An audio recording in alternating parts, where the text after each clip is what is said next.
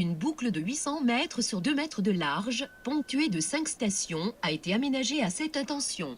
Laissez-vous guider par la butée. On avait une parcelle forestière qui a été plus ou moins anéantie lors de la tempête en 99. Il y avait un parcours de santé qui existait à l'origine. On a voulu le recréer en fait. Et puis on s'est dit dans le fond, il y a une démarche un petit peu différente. Le parcours de santé, oui, pourquoi pas, dans un second temps. Mais il y avait une première étape qui était à dire dans le fond la forêt. Les gens la connaissent toujours d'une certaine manière. Et il était important aussi de la faire découvrir d'une autre manière.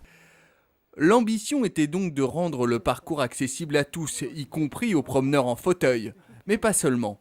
La conception de ce parcours des glacières, situé en forêt de Rambouillet, a pris plus d'1 an aux équipes de l'ONF. Elle prend en compte les besoins spécifiques des personnes malvoyantes ou des personnes handicapées mentales.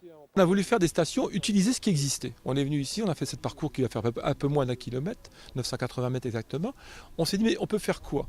On va d'abord utiliser le sens même de la nature, c'est-à-dire la forêt. Expliquer. On a fait 5 stations. 5 stations, une station qui est assez particulière qui parle de l'hôtel à abeilles.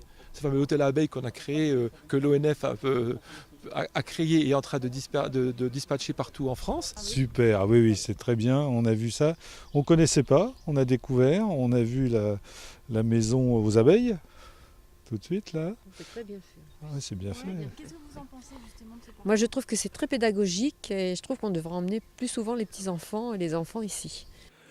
Une promenade balisée, encadrée, avec un sentier tout tracé à l'ombre des chênes et des charmes, ponctué donc par des haltes pour se reposer et flâner, et des pupitres d'information avec une partie en braille. Une promenade qui se termine comme il se doit devant le château de Rambouillet, un point de vue exceptionnel qui donne envie de revenir.